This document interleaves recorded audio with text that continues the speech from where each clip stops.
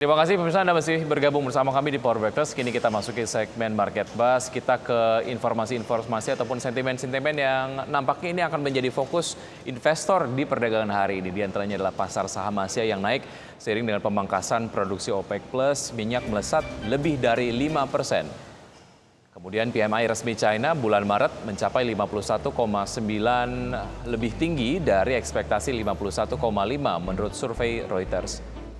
Dan informasi berikutnya adalah terkait dengan jam perdagangan bursa yang kembali normal mulai kemarin, Senin 3 April 2023. Ada beberapa agenda ekonomi yang menarik untuk kita cermati pemirsa. Di antaranya adalah pidato Gubernur Fed Cook, kemudian indeks harga produsen atau IHP month on month di bulan Februari, dan juga ada data mengenai IHK Korea Selatan di bulan Maret secara year on year. Dan agenda emiten yang kita cermati hari ini diantaranya adalah Bank Mandiri yang melakukan ataupun memulai perdagangan dengan nominal baru ataupun stock split. Seberapa menarik ini kemudian untuk kita koleksi ataupun mungkin kita cermati. Ada ADMF, kemudian ada BJBR yang menggelar RUPS, sementara TBLA menggelar KUM HMETD dan IS menggelar ex dividen tunai. Kemudian dari penutupan IHSG di perdagangan sesi 2 kemarin, pemirsa, IHSG menguat ke posisi 6.822, naik 0,25% atau sebanyak 16 poin. Sektor infrastruktur mengalami penguatan paling signifikan dibandingkan dengan sektor lainnya, naik 0,63%, dan sektor konsumer non-primer di posisi terlemah yang turun sebesar 1,16%. Dan kita akan simak data dari pembukaan Bursa Asia di pagi hari ini. Nikkei dibuka menguat 0,08% di level 28.210, STI Singapura menguat 0,42% di level 3.294, Kospi Korea menguat 0,48% di level 2.484, dan Hang Seng Hong Kong menguat 0,04% di level 20.409.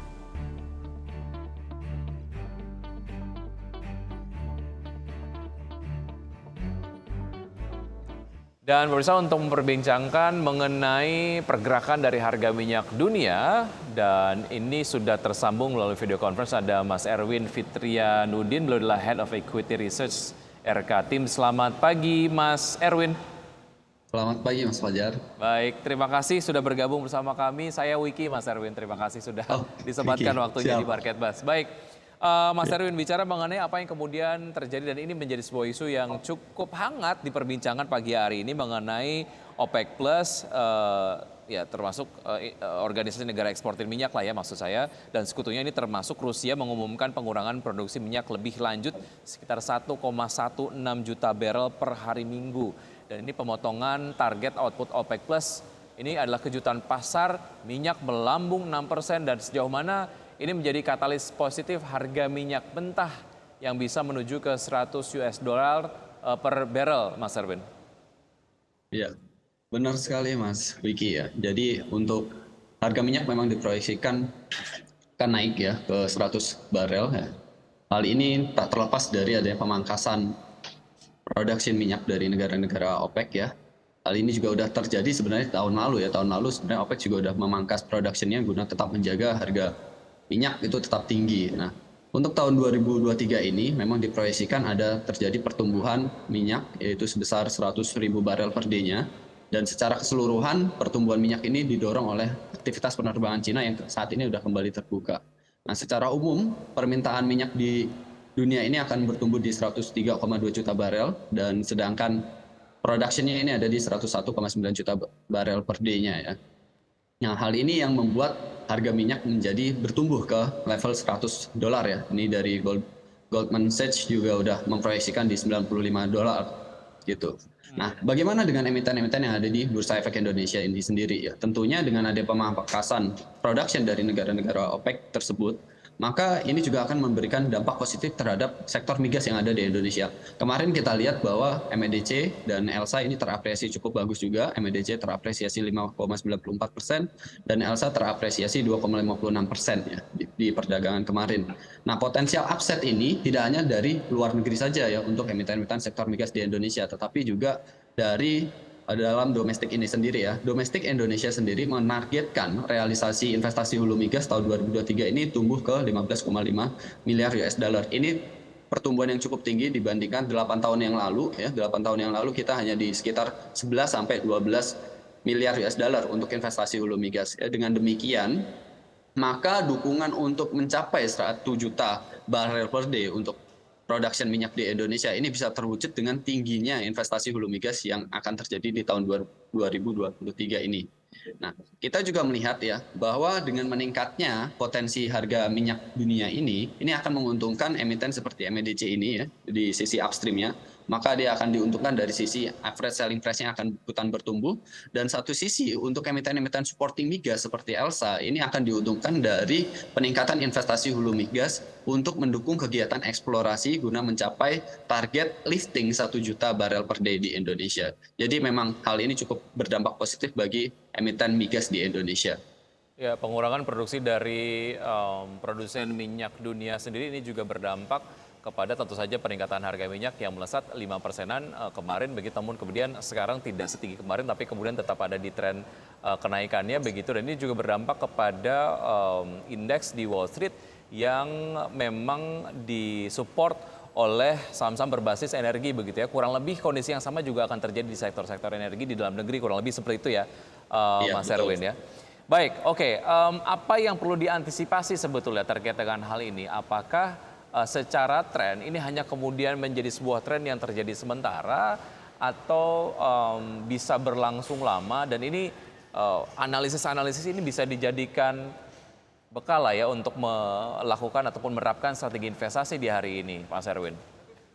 Betul, Mas. Jadi kalau kita lihat untuk efek ini tidak hanya berdampak untuk dalam jangka pendek ya, Mas ya. Tapi kalau kita lihat ini bisa berdampak untuk jangka 1 tahun ke depan ya. Karena kalau kita lihat dari tahun 2021 kita di RK Tim udah memasukkan emiten migas sebagai watchlist kita ya. Karena kita melihat tahun 2020 harganya itu turun, kemudian tahun 2021 harga udah kembali bertumbuh, 2022 ada pemangkasan production dari OPEC. Nah, ini kita lihat dari domestiknya sendiri apa katalis positifnya? Katalis positifnya adalah investasi hulu migasnya ini ikutan bertumbuh. Dan kita lihat dari masing-masing emiten yang ada di Indonesia, emiten migasnya itu sendiri itu mengalami peningkatan production, dan begitu pula untuk supporting migasnya ini ada terjadi peningkatan kontrak dari sisi jasa seismiknya, dan ini kita lihat akan terus berlanjut di tahun 2023 dengan adanya dukungan OPEC yang kembali ya memangkas productionnya, dan di Indonesia sendiri ada penambahan realisasi investasi hulu migas yang cukup tinggi. Maka kita lihat 1 tahun ke depan ini industri migas di Indonesia ini cukup menarik. Cuman waspadanya adalah inflasi ini kemungkinan bisa kembali mengalami peningkatan seiring dengan meningkatnya harga-harga komoditas, terutama harga minyak ya, Mas ya. Betul, dan itu juga menjadi concern negara-negara utama dunia begitu ya. Sejauh mana naiknya harga minyak ini secara signifikan begitu yang berdampak kepada saham-saham berbasis energi, apakah itu kemudian di global dan juga regional dan juga di dalam negeri begitu. Apakah ini juga akan memberikan dampak juga terhadap saham-saham berbasis batubara yang kemarin beberapa waktu yang lalu dinilai sudah overbought begitu? Apakah juga akan menyumbangkan optimisme di sektor batubara? Kita akan lanjutkan usaha jeda berikut ini, Mas Erwin ya. Dan tetap bersama kami akan segera kembali. Ya, bisa terima kasih Anda masih bergabung bersama kami di Market Buzz dan saya masih berbincang bersama Mas Erwin. Mas Erwin, lanjutkan perbincangan tadi sebelum kemudian jeda tadi mengenai bagaimana sebetulnya sentimen dari kenaikan harga minyak ini juga dapat menular ke sektor energi berbasis batubara begitu. Karena beberapa analisis beberapa waktu yang lalu mengatakan bahwa memang di saham-saham berbasis batubara ini sudah overbought begitu, udah kemahalan lah. Sejauh mana ini juga mungkin akan ada chance untuk mengatrol batubara lagi, Mas Erwin? Oke, kalau untuk batubara sendiri sebenarnya ini potensi peningkatannya itu terjadi dari China ya, Mas ya. China saat ini sedang melaksanakan reopening China ya. Kemudian ini kita lihat bahwa kemarin di kuartal 1 2023 ini impor batubara thermal China itu udah melonjak 81% secara year on year menjadi 65,7 juta ton ya. Nah, ini peningkatan yang paling signifikan itu ada di China Timur ya. China Timur itu meningkat menjadi 25,8 juta ton di kuartal 1 2023 dari sebelumnya 15,4 juta ton tahun 2022 lalu.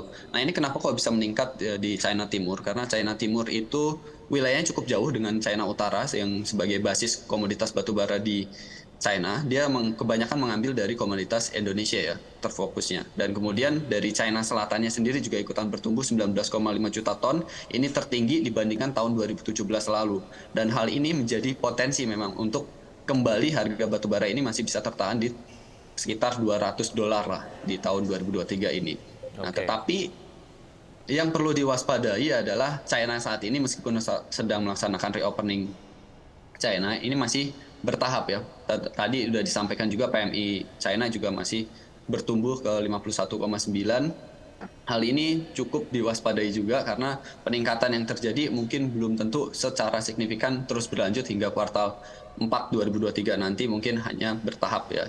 Jadi buat teman-teman masih harus perlu waspada untuk mengoleksi di sektor batubara meskipun China mengalami lonjakan impor batubara. Baik, in short sebetulnya tidak ada korelasi antara dari harga minyak Yes. yang berdampak kepada harga energi, tapi kemudian ada sentimen lain yang mengatrol batu bara, yaitu adalah sentimen dari China sendiri, tapi itu juga perlu diwaspadai, kurang lebih seperti itu ya Mas Erwin ya. Iya, betul. Oke, baik. Kita ke informasi berikutnya Mas Erwin, mengenai BMRI yang hari ini sudah memulai perdagangan dengan harga stock split. Semenarik apa sebetulnya aksi korporasi ini, dan secara harga seberapa menarik untuk bisa masuk ke BMRI dengan harga yang ya retail lah ya, maksudnya investor retail juga mungkin nampaknya bisa masuk setelah stock split ini.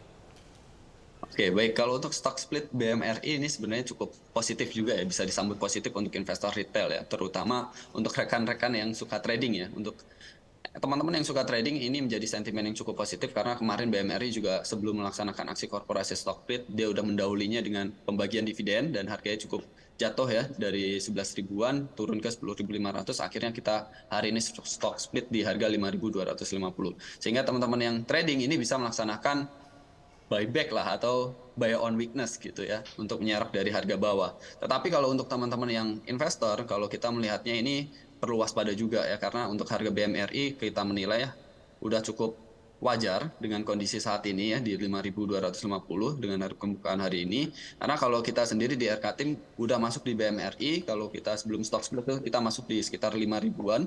Artinya kalau untuk saat ini sebenarnya kita udah menikmati taking profit saja untuk di BMRI. Tetapi kalau buat Baik. teman-teman yang baru masuk, kami menyarankan lebih baik untuk hold terlebih dahulu dan pertimbangan untuk memilih emiten lain yang lebih potensial. Oke, emiten lain yang lebih potensial, kita lihat kira-kira saham-saham apa saja yang Anda rekomendasikan pagi hari ini. Mas Erwin, seperti Anda dapat saksikan di layar televisi, pemirsa, saham-saham yang hari ini direkomendasikan diantaranya adalah RALS, kemudian ada TBLA, dan juga ada ELSA, kemudian juga ada BBNI. Untuk RALS, TBLA, dan juga ELSA ini direkomendasikan buy, sementara untuk BNI di hold terlebih dahulu.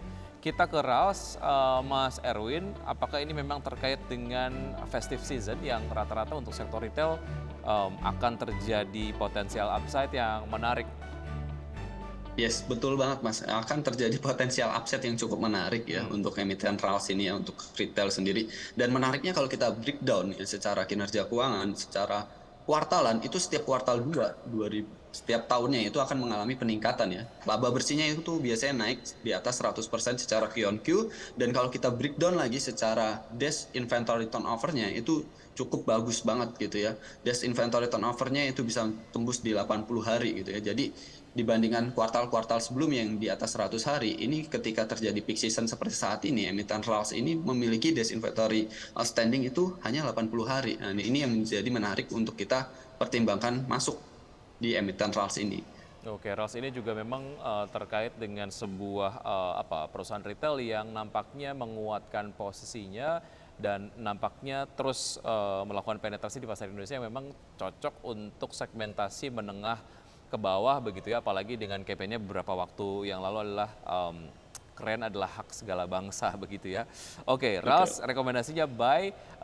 Kemudian ada TBLA, analisisnya untuk TBLA seperti apa? Nah, kalau yang untuk TBLA ini sendiri, kita melihatnya itu dari permintaan minyak goreng. Jadi permintaan minyak goreng selama pandemi COVID-19 ataupun pada saat terjadinya ya peak season Ramadan seperti ini, peningkatannya cukup tinggi ya.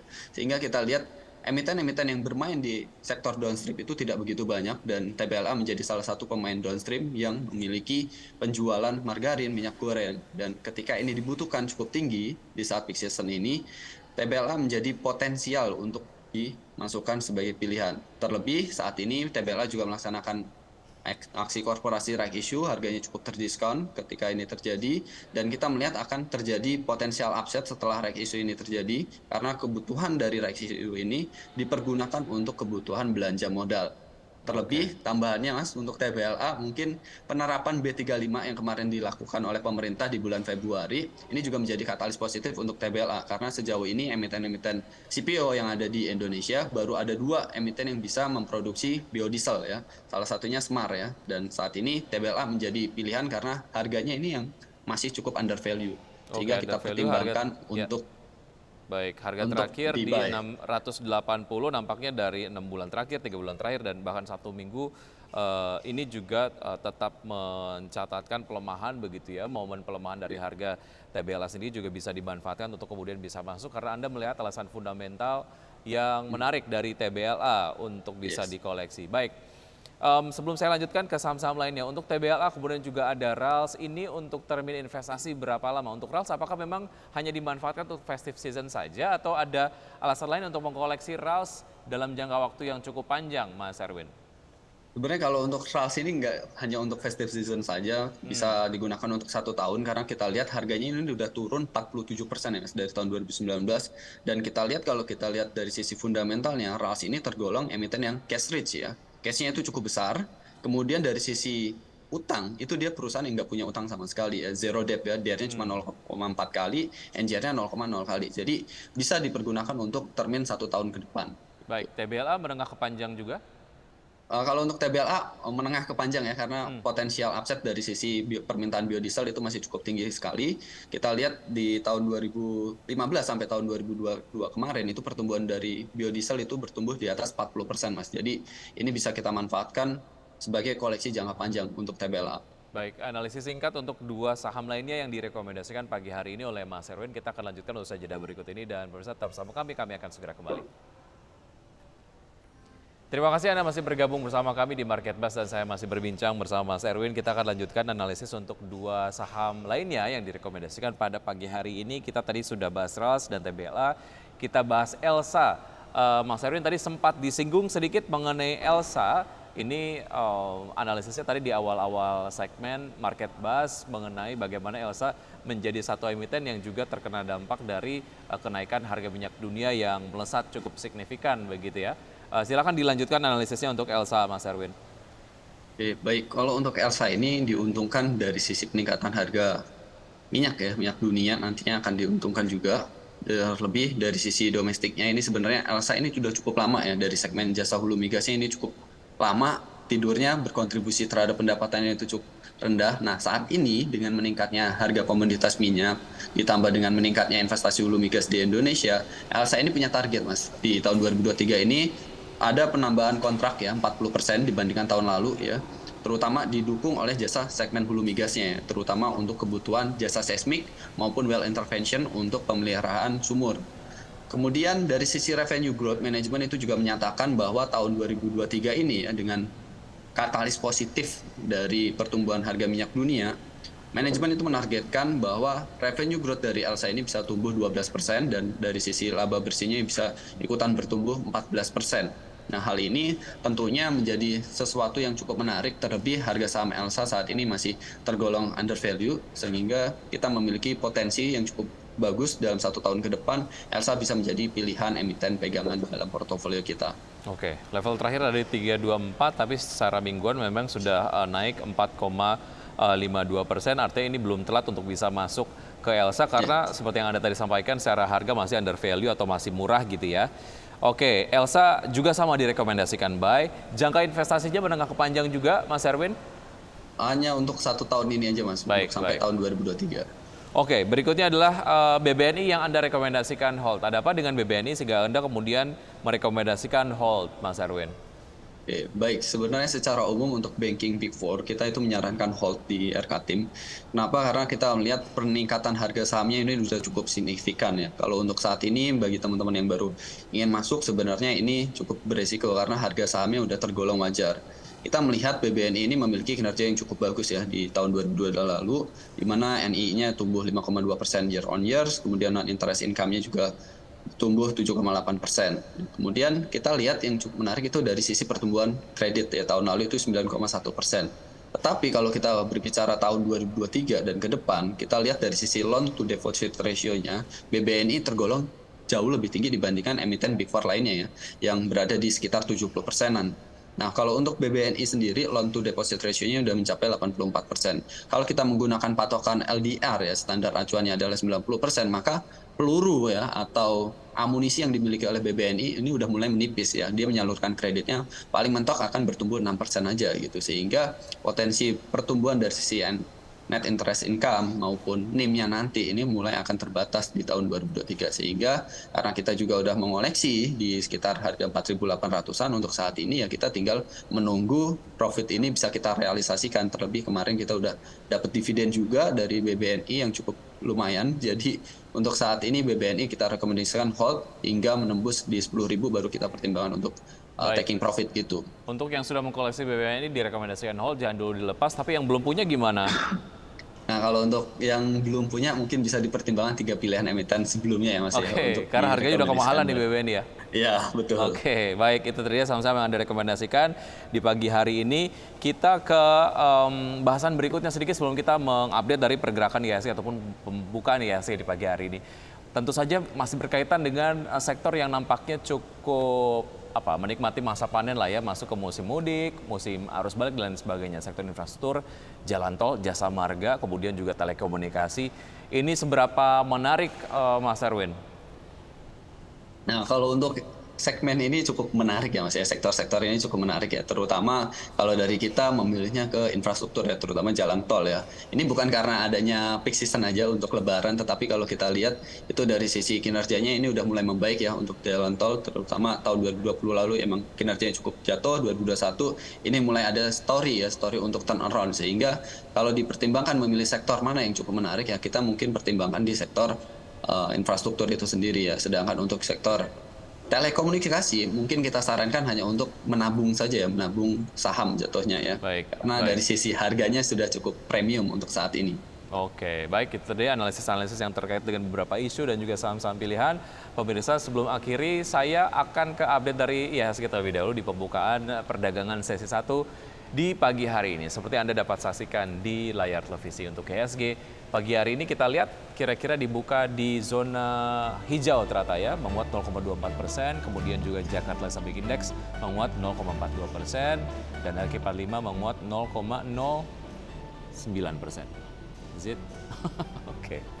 Kemudian data berikutnya adalah terkait dengan top gainers, pemirsa, di perdagangan C1 hari ini. Di pembukaan ada Adaro, kemudian ada Sage, ada ITMG, dan juga ada Bumi. Dengan harga terakhir dan juga pergerakan ada di layar televisi Anda bisa dicek. Kemudian top losers diantaranya adalah ada Bank Mandiri, kemudian ada BBCA, GTRA, kemudian juga ada BRIS. Menarik untuk BMRI, harusnya sih stock split ini jadi satu sentimen positif ya, orang banyak masuk gitu, tapi ini kemudian masuk ke top losers. Baik, oke, singkat terakhir Mas Erwin, soal BMRI sih saya pengen tanya. Menurut Anda apa yang bisa dilakukan terkait dengan pelemahan ke BMRI sejauh ini, dan analisis Anda mengenai pergerakan IHSG hari ini seperti apa? Kalau untuk BMRI, untuk teman-teman yang trading mungkin bisa dipertimbangkan untuk buy on weakness saat ini benar turun harganya. Kalau kita sebagai investor mungkin udah kurang begitu merekomendasikan untuk mengoleksi BMRI. Tapi kalau bagi Anda yang ingin berinvestasi jangka panjang untuk kebutuhan dana pensiun, ya ini cukup menarik lah untuk BMRI untuk tetap dikoleksi. Gitu. Kemudian kalau untuk IHSG saat ini kita memproyeksikan masih bisa berpotensi mengalami pertumbuhan dalam jangka menengah. Kita yakin bisa tumbuh di 7.000 ya, dengan beberapa katalis positif. Terbaru kita baru lihat data bahwa inflasi Indonesia ini kembali mengalami penurunan ke 4,97%, sehingga ini menjadi dorongan yang cukup positif lah, bahwa perekonomian nantinya ya, konsumsi masyarakat di tengah bulan Ramadan ini akan kembali bertumbuh dan ini bisa mendorong transaksi yang ada di Bursa Efek Indonesia juga. Baik, oke. Mas Erwin, terima kasih atas analisis lengkap dari Anda. Sangat mencerahkan pagi hari ini. Sukses untuk Anda, sehat selalu, sampai jumpa. Ya, terima kasih kembali Mas Vicky. Baik.